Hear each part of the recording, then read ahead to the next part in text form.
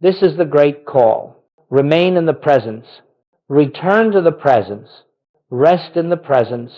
For in this resting, the kingdom becomes visible, and the life you live becomes the life of God expressed. And because we believe anxiety comes from the outer world, we have tried ceaselessly to correct the outer world in order to find peace. We have tried to arrange people, to manipulate events, to demand certainty from a life that can never deliver certainty on the material level. May each moment ahead be a moment of quiet recognition, and may this recognition reveal to you what has always been so. You are never separate. You are never alone. You are never without the fullness of God's infinite being.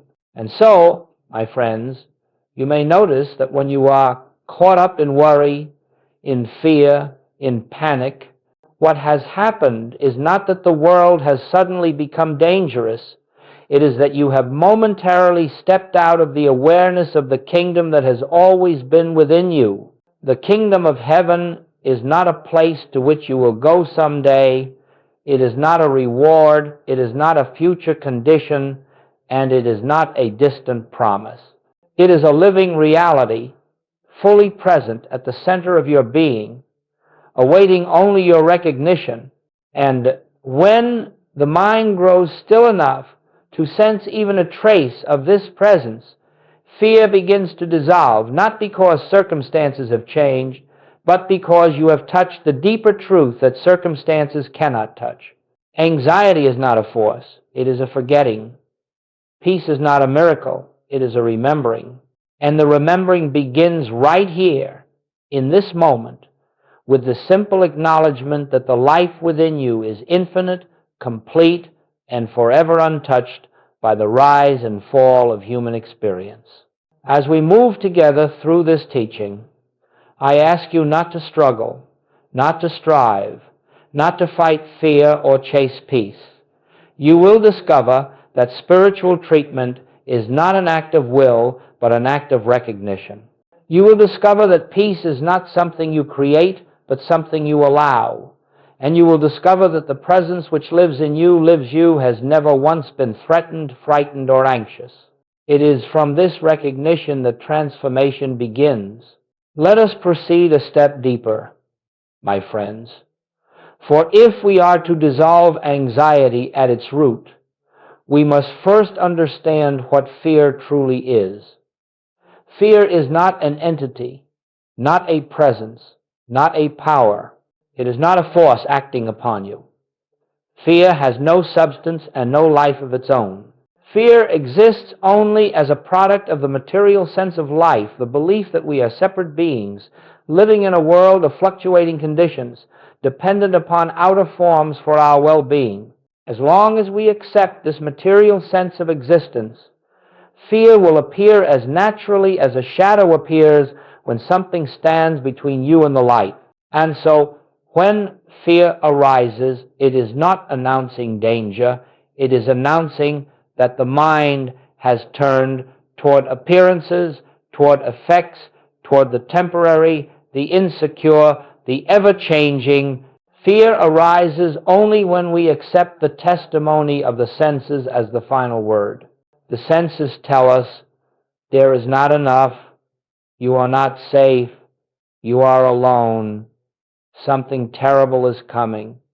And because we hear this through the material consciousness, it feels immediate, it feels real. Yet this experience has nothing to do with the reality of your being. The material sense sees only the outer picture, the diminishing bank account, the diagnosis, the failing relationship, the uncertain future. It sees only forms, never cause, effects, never source. And because it sees only effects, it lives in constant tension. What if the effect changes? What if the form disappears? What if the supply ends? This is the world of the senses, always unstable, always shifting, and therefore always capable of producing fear in those who trust it. But spiritual consciousness sees something entirely different. Spiritual consciousness understands that you are not dependent upon circumstances. You are not sustained by the body, by the world, by finances, by people, or by events. You are sustained by the Infinite One that lives as the very core of your being. Fear cannot touch this inner reality because this reality is not subject to change, decay, lack, or threat.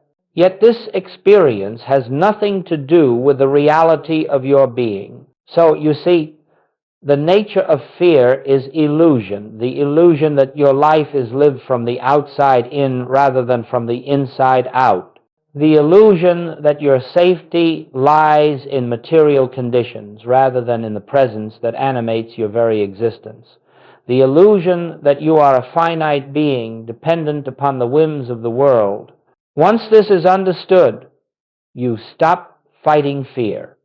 You stop wrestling with anxiety. You stop trying to escape the world or control it. For fear is not something to conquer. It is something to see through. Fear dissolves the moment you realize it was based on a misunderstanding of who you are. Fear fades as you shift from the material sense of life to the spiritual sense of life, from outer dependence to inner recognition, from the noise of the senses to the stillness of the kingdom within. This is the beginning of liberation, the understanding that fear has no power except the power we give it through misidentification. When you return to the truth of your being, fear loses its foundation, its meaning, its reality, and you begin to live not as a frightened creature of circumstance, but as an expression of the infinite presence that knows no fear at all.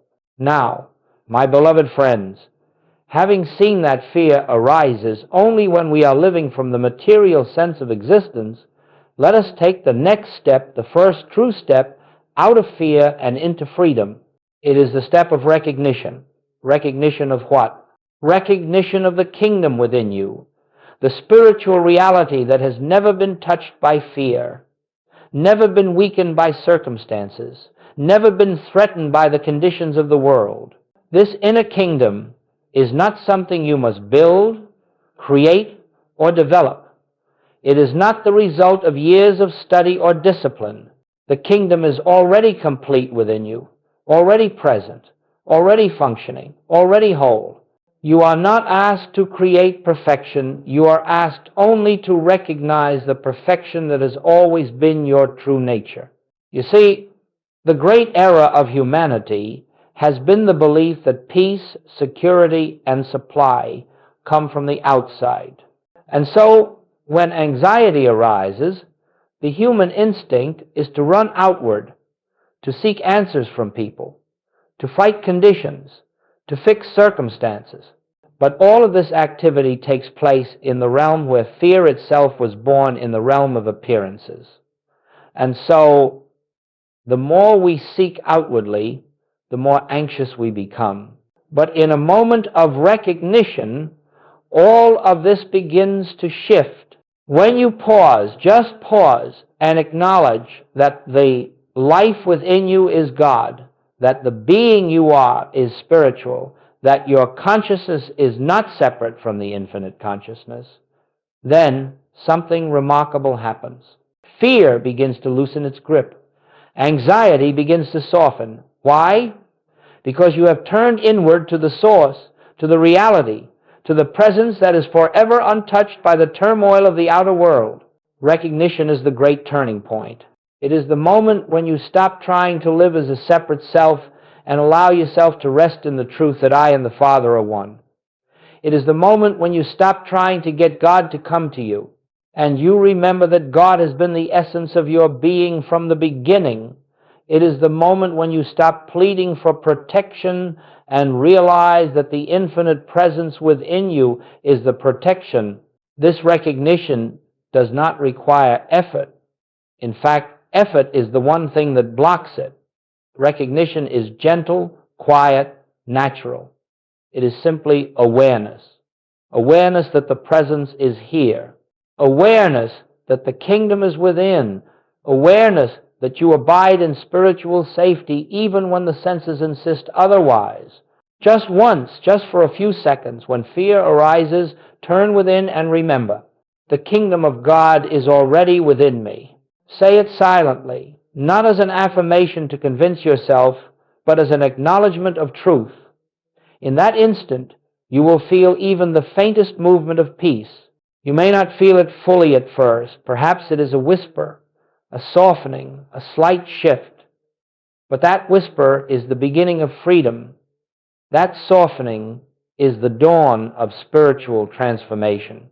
And as you continue this recognition, day after day, moment after moment, something within you awakens. You begin to sense the presence. You begin to feel the depth of your own being. You begin to rest in the truth that you are not a fearful creature of the dust, but a spiritual being living from the infinite. This is the first shift from the outer to the inner, from fear to recognition, from the material sense of life to the spiritual sense. And once this shift begins, even gently, even imperfectly, it cannot be reversed. For the kingdom within you has been waiting only for your acknowledgement. And the moment you recognize it, even briefly, it begins to unfold its peace, its assurance, its security into your experience. Now, my friends, having understood that fear arises from the material sense of life and that peace dawns through recognition of the inner kingdom, let us begin with the first of our practical movements, simple, gentle, but profoundly effective. This is what I will call the instant shift from panic to presence. It is not a technique in the ordinary sense of the word. It is a spiritual turning, a remembering, a return to your own true identity. This recognition does not require effort. In fact, effort is the one thing that blocks it. Recognition is gentle, quiet, natural. It is simply awareness. Awareness that the presence is here. Awareness that the kingdom is within. Awareness that you abide in spiritual safety even when the senses insist otherwise. And so, when fear rises suddenly, as it often does, what is required is not effort, not prayer in the sense of asking, not resistance, not analysis, but a shift of awareness, a turning from the outer report to the inner reality, a brief, quiet pause in which you remember, the presence is here. I am not alone. I am not separate. I am not subject to this appearance. The kingdom of God is within me. This turning can take place in just a few seconds. It does not require a sacred space or a long meditation. It requires willingness, a willingness to stop feeding the appearance and turn toward the reality, even in the midst of panic. Even when the mind feels as though it is spinning in 1,000 directions, there is always a tiny opening, just a breath's width in which you can pause and remember. Let me show you how simple this is. Suppose fear rises in your chest. The breath tightens. The mind begins to race toward catastrophe. In that moment, do not try to fix the fear. Do not try to force calmness. Instead, inwardly whisper, not to change anything, but to acknowledge what already is. In this moment, I rest in the presence that lives me. Or, God is the life of my being here and now. Or simply, the kingdom is within. This is the first shift from the outer to the inner, from fear to recognition, from the material sense of life to the spiritual sense. And once this shift begins, even gently, even imperfectly, it cannot be reversed. For the kingdom within you has been waiting only for your acknowledgement. And the moment you recognize it, even briefly, it begins to unfold its peace, its assurance, its security into your experience. And so, when fear rises suddenly, as it often does, what is required is not effort, not prayer in the sense of asking, not resistance, not analysis, but a shift of awareness, a turning from the outer report to the inner reality, a brief, quiet pause in which you remember, the presence is here. I am not alone. I am not separate. I am not subject to this appearance. The kingdom of God is within me. This turning can take place in just a few seconds. It does not require a sacred space or a long meditation. It requires willingness, a willingness to stop feeding the appearance and turn toward the reality. Even in the midst of panic, even when the mind feels as though it is spinning in 1,000 directions, there is always a tiny opening, just a breath's width in which you can pause and remember. The moment fear attempts to rise, you turn within instinctively, naturally, effortlessly. Some of you may say, but in the heat of panic, I cannot think of spiritual truth. And I tell you, you do not need to think spiritual truth. You need only remember one thing, just one thing. The presence is here. This alone opens the door. This alone is enough to begin dissolving the fear. This alone lifts you out of the false belief that you are a frightened, vulnerable creature living at the mercy of the world. You will discover that as you practice this simple recognition, fear begins to lose its power, its intensity, its ability to sweep you away. It may rise, but it will not overwhelm. It may not, but it cannot enter. Why?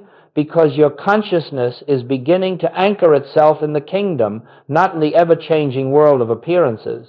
The instant shift from panic to presence is not a technique you master.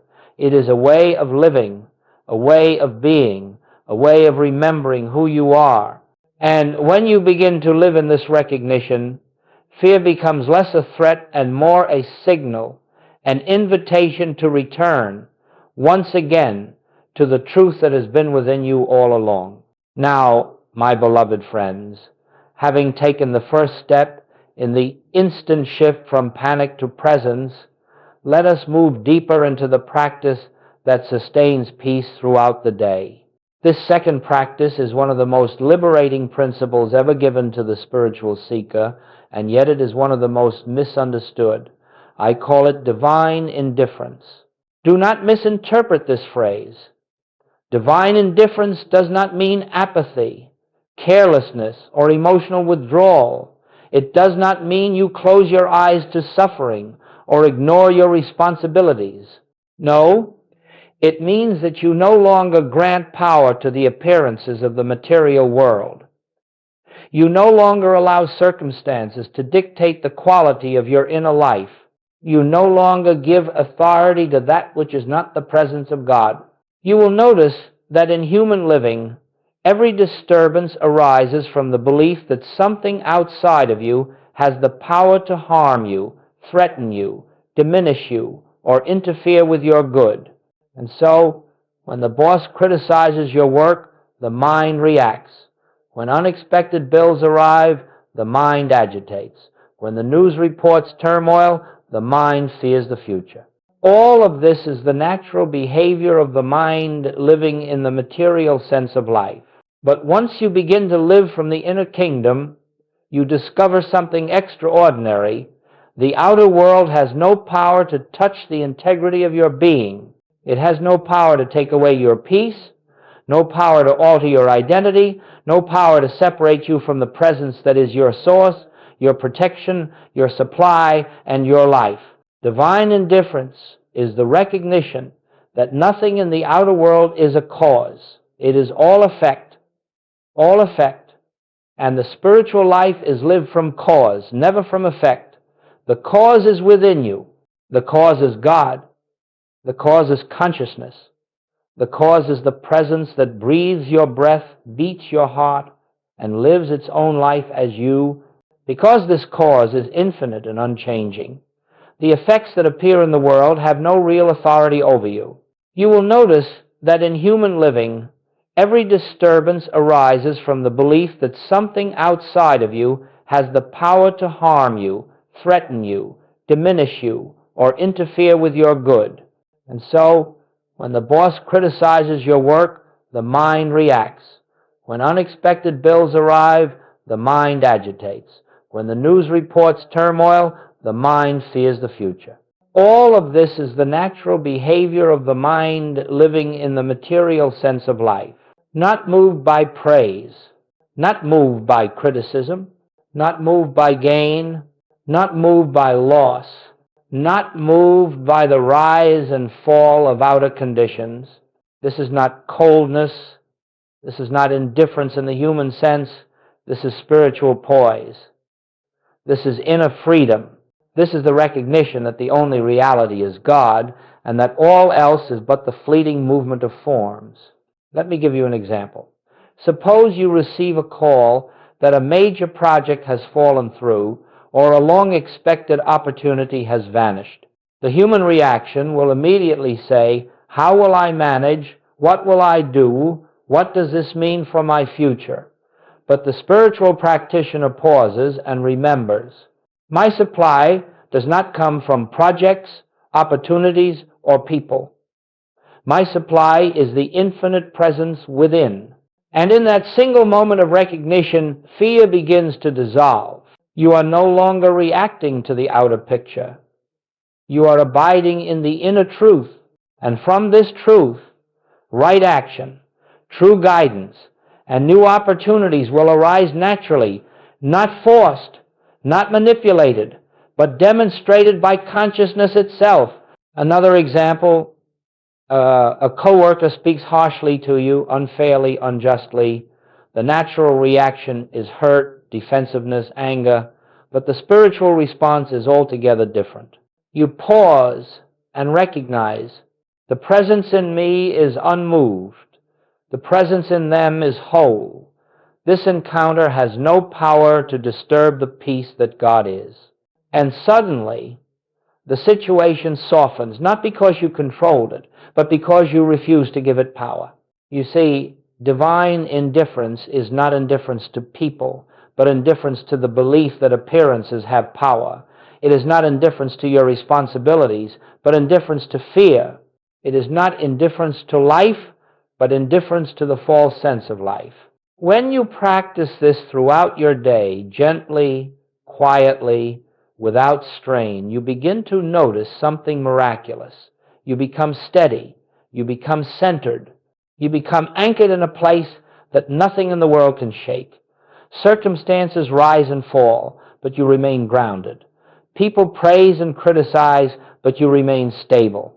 Opportunities open and close, but you remain at peace. Why?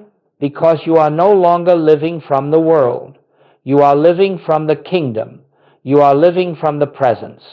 You are living from the inner cause that produces harmony, not the outer effects that come and go. Divine indifference is the shield of spiritual awareness. It frees you from the tyranny of appearances.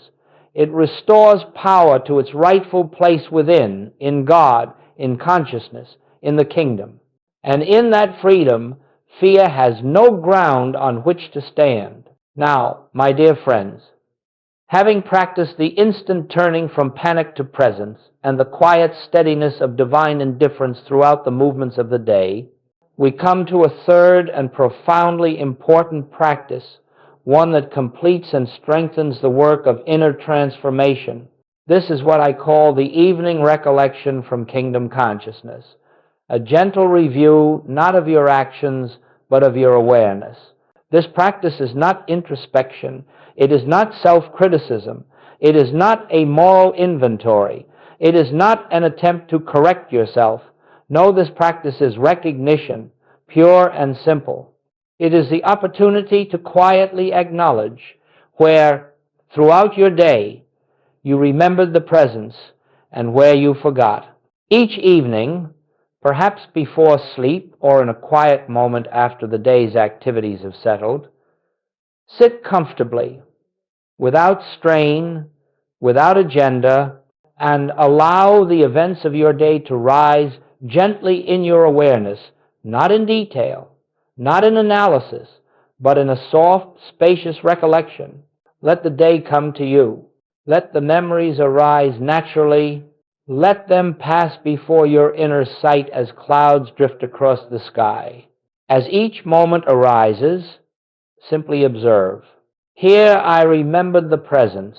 Here I forgot. That is all. No correction, no condemnation, no attempt to change the past, just recognition. If you recall a moment when panic rose and your first instinct was fear, note it. There, I was living from the material sense of life, not as a failure, never as a failure, but as a simple observation. If you remember a moment when you paused, even briefly, even imperfectly, and acknowledged the kingdom within you, note that too. There, the presence was recognized.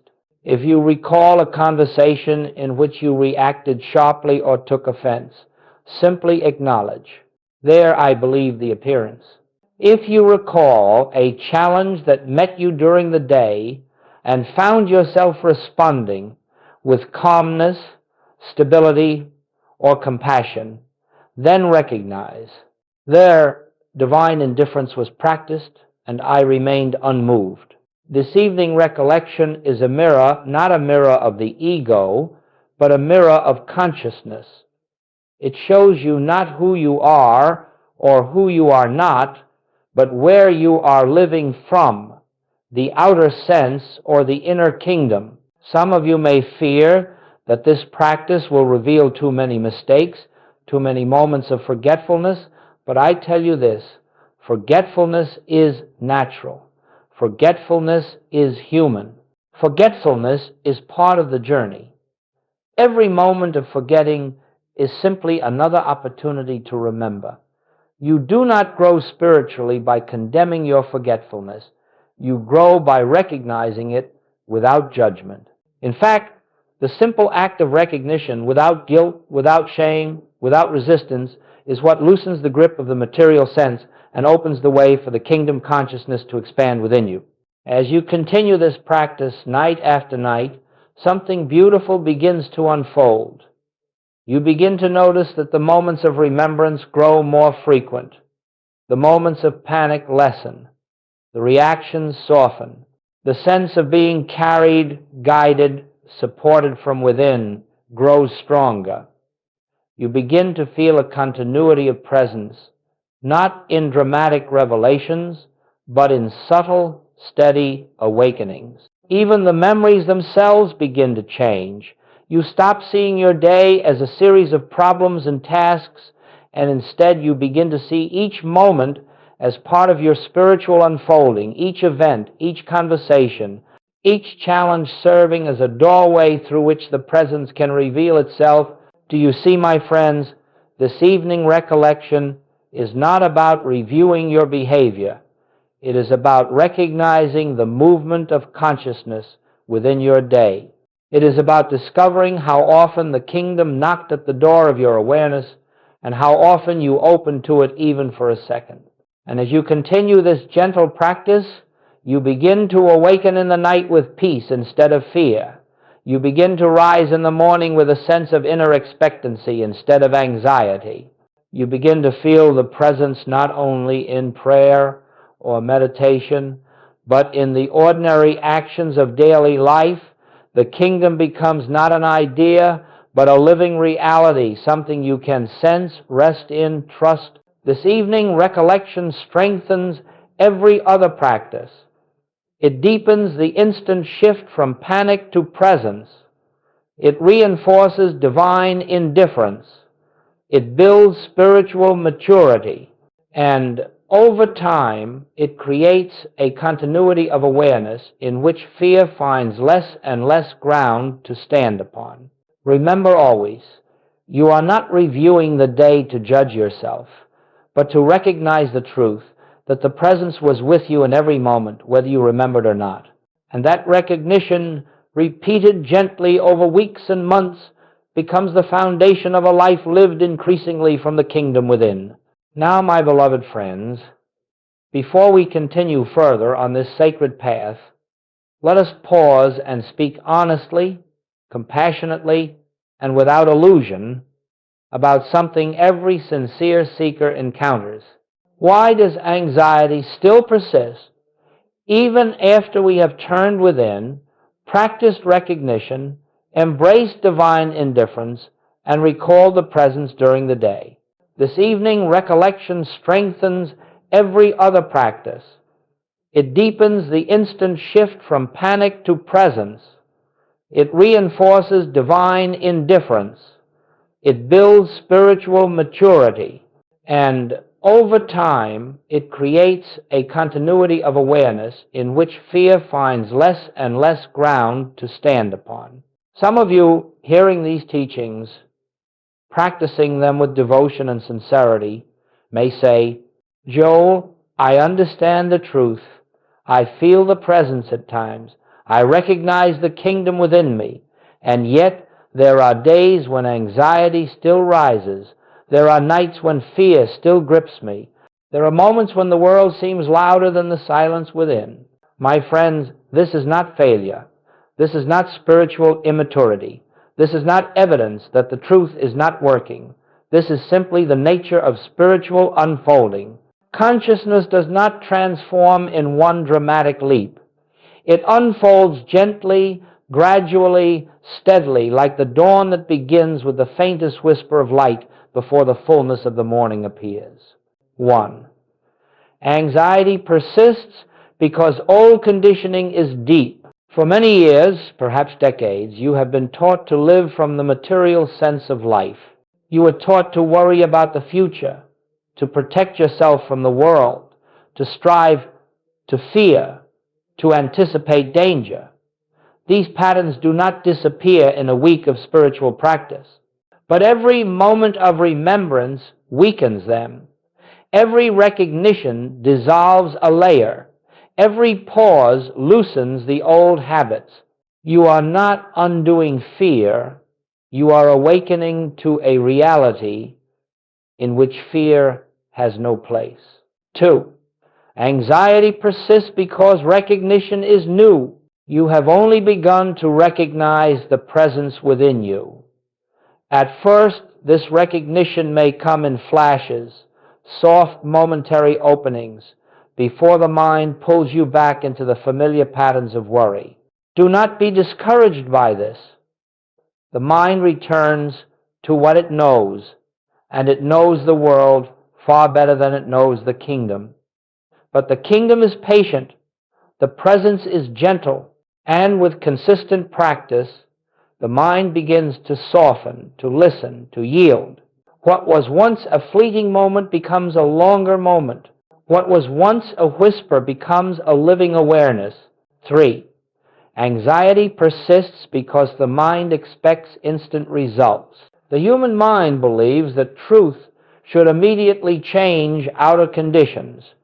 It expects a spiritual practice to remove all discomfort, eliminate all obstacles, and produce instant healing.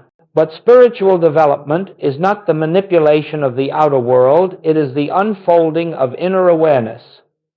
Sometimes circumstances change quickly, sometimes they do not.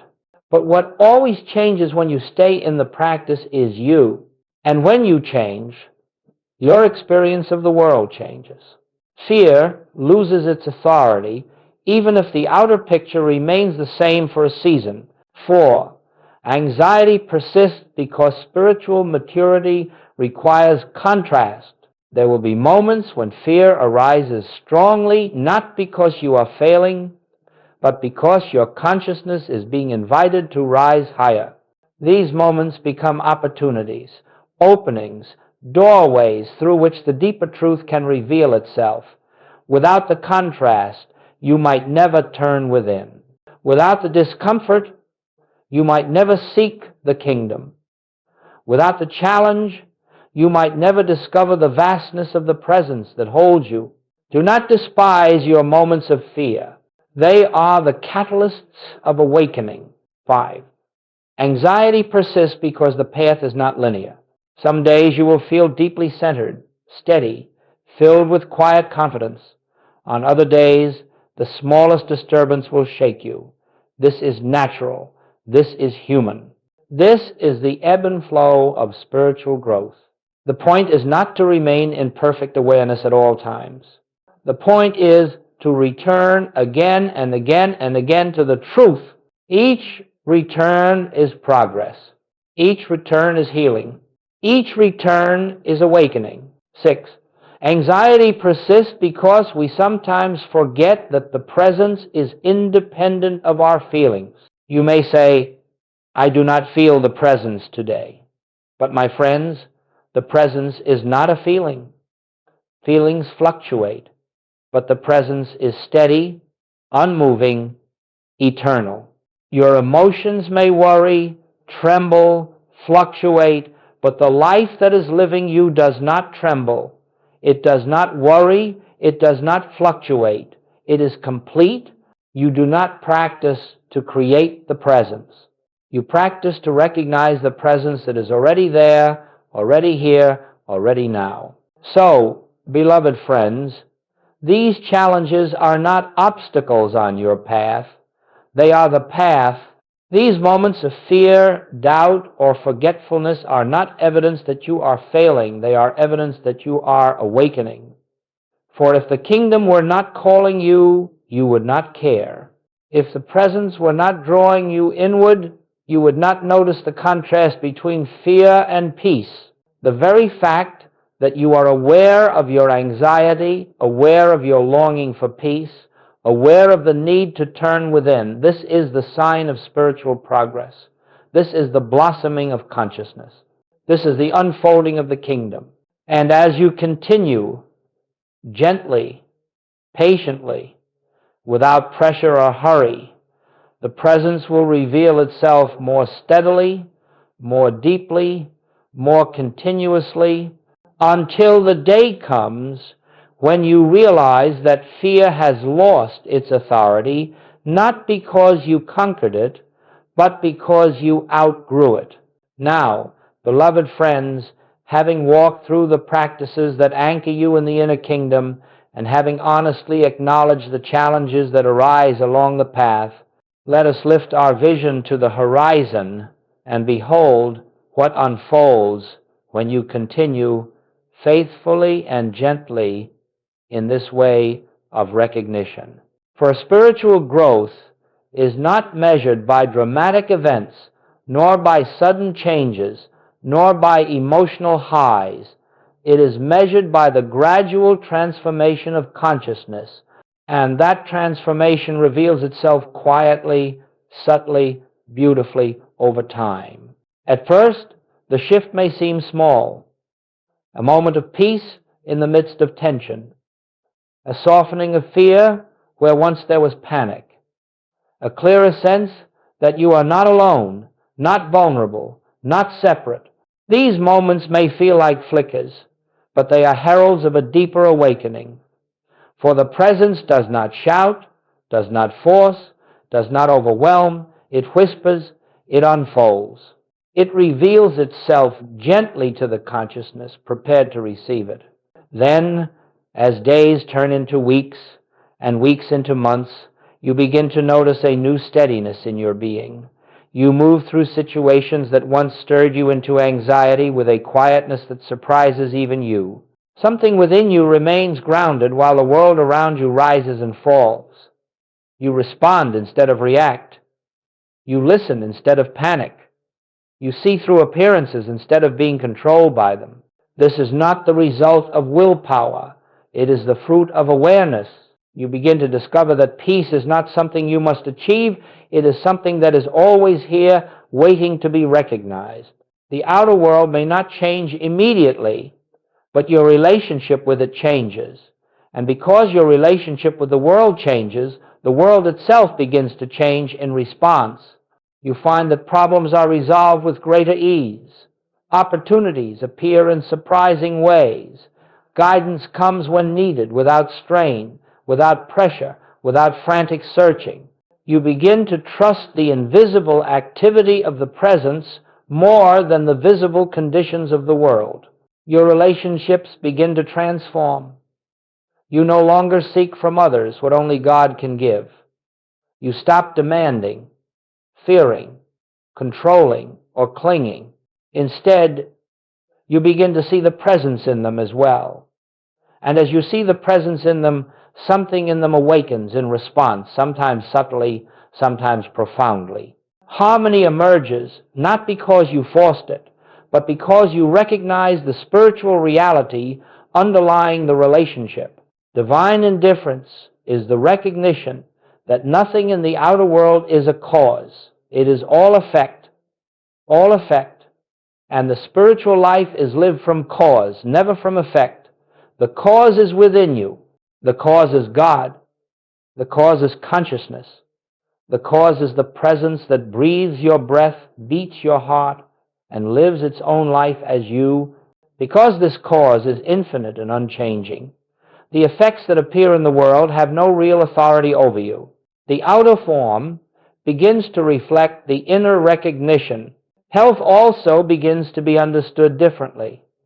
Instead of fearing the body or identifying with its conditions, you begin to realize that your true life is the life of God. The body may still experience symptoms from time to time, for it is part of the human scene, but you discover that your peace does not depend on the body's condition. You care for the body wisely, but you do not fear for it. And this freedom from fear opens channels of healing that anxiety once blocked. But perhaps the greatest transformation is this. You begin to live with a deep, unshakable sense of being carried by the presence, carried by the unseen activity of the infinite, carried by a love that cannot fail, cannot fade, cannot abandon. You do not feel this constantly at first, and that is all right. But gradually you notice that you are no longer moving through life alone, struggling, pushing, striving. Instead, you feel as though you are moving with something, supported by something, guided by something. And that something is nothing other than the presence within you experienced, not as an idea, but as a living reality. Eventually, there comes a moment, quiet, simple, not dramatic, when you realize that fear no longer has the same hold over you. It may arise, but it cannot dominate. It may whisper, but it cannot command. You have tasted the freedom of the inner kingdom, and once you have tasted it, the world can no longer imprison you in its illusions. This, my friends, is what transformation looks like. Not sudden perfection, but gradual awakening. Not the absence of challenges, but the presence of an inner stability that cannot be shaken. Not the elimination of the human experience, but the recognition that your true life is spiritual, eternal, invulnerable. And as this awareness deepens, you begin to realize something profound. You are not becoming something new, you are remembering what you have always been. The glory was always within you. The kingdom was always present. The presence was always yourself.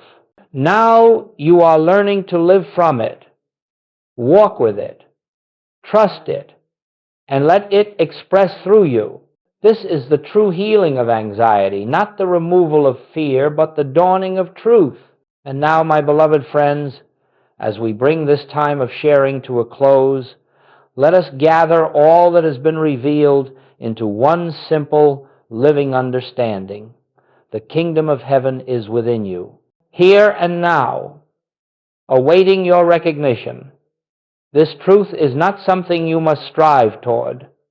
It is not a distant goal. It is not a reward for spiritual achievement. It is the very reality of your being ever present, ever complete, ever available. All that we have spoken today, every practice, every insight, every moment of stillness is given for one purpose: to bring your awareness back to the inner presence that has never left you. Anxiety fades not because life becomes perfect, but because you awaken to a presence that is perfect regardless of life's appearances. Let this, then, be your daily remembrance. In the morning, before the world demands your attention, pause for a moment, not in effort, not in strain, but in quiet acknowledgement. The presence within me goes before me this day.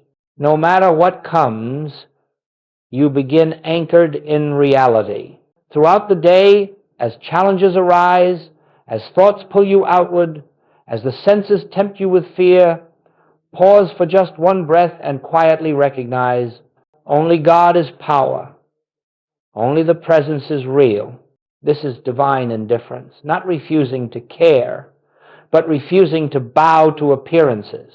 In the evening, when the day is behind you, return once more to the inner sanctuary and gently review, not to judge, not to correct, but to recognize.